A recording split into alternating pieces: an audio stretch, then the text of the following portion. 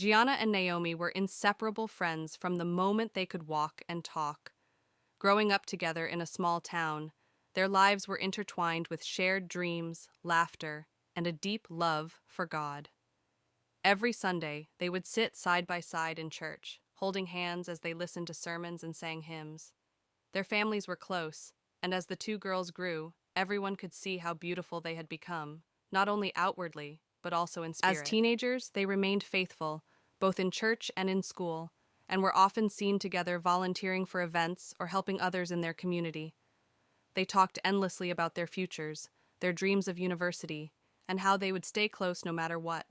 They were best friends who felt more like sisters. But as they reached adulthood, subtle changes began to take place. Gianna started to hang out with a new group of friends. They were different from the people she and Naomi had grown up with, louder, more rebellious, and uninterested in church or faith. Gianna found herself drawn to their carefree attitudes, intrigued by the idea of a life outside the boundaries she had always known. At first, Naomi didn't notice the change. She continued to invite Gianna to church, expecting her to come along as usual. But one Sunday, when she knocked on Gianna's door, her friend barely cracked it open, looking tired and distant. "Gianna," Naomi said with a smile, holding up her Bible. "Ready to go?" Gianna hesitated. "I don't think I'll make it today, Naomi. I have other plans." Naomi's smile faltered, but she tried to hide her disappointment. "Maybe next week?" "Yeah," Gianna mumbled. "Maybe." Week after week, Naomi would go by Gianna's house, only to hear excuses. Slowly, it became clear that something deeper was wrong. Gianna was pulling away, not only from her, but also from her faith. One evening, Naomi sat down with her parents, looking worried. "I don't know what's going on with Gianna," she said. "She never wants to come to church anymore. It's like she's avoiding me."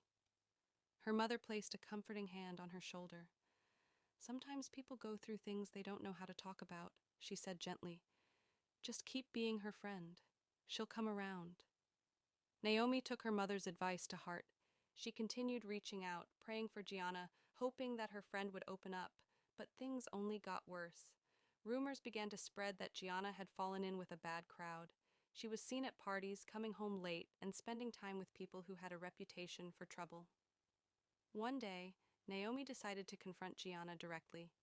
She went to her house, determined to speak to her friend honestly. When Gianna opened the door, she looked surprised to see Naomi standing there, concern etched across her face. "Gianna," Naomi said softly, "I'm worried about you. You haven't been yourself lately." Gianna looked away, her face full of shame and frustration. "Naomi, you don't understand. I feel like I don't belong anywhere anymore." Naomi stepped forward, placing a hand on her friend's shoulder. "I know you're going through something, but I also know that the Gianna I grew up with, the one who cared so deeply for others, that person is still in there. Come back with me to church. You don't have to go through this alone." For the first time in months, Gianna looked at Naomi, tears brimming in her eyes. She nodded, and together they walked back to the place where their friendship had been forged, the church they had both loved since childhood. The return was not easy. Gianna faced doubts, struggles, and the shame of past choices. But Naomi was there by her side, cheering her on, reminding her of who she truly was. With time, Gianna's parents and the church community welcomed her back with open arms, offering love and forgiveness. Slowly, Gianna found her way back to her faith and the peace she had lost. Once again, Gianna and Naomi were inseparable, filling their lives with good deeds, just as they had in the past. They volunteered together, mentored younger girls at church, and spent long hours talking about their futures. Their friendship, once tested, was now stronger than ever. After high school, they both went on to university, where they worked hard and achieved their dreams. Their lives took them to different campuses, but their bond remained unbreakable. They called each other often, sharing the ups and downs, encouraging each other in times of stress, and celebrating every victory, big and small.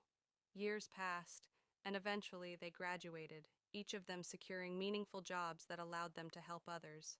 Soon, both found love with men who shared their values, men who were not only kind and caring, but also rooted in faith. Gianna's husband was gentle and understanding, a man who saw her for who she was and loved her deeply.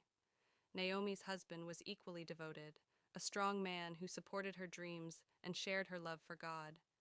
The friends married in beautiful ceremonies, celebrating their joy surrounded by family, friends, and the community that had always been their foundation. On the night of Naomi's wedding, she and Gianna stood together under the stars, holding hands as they had done so many times before.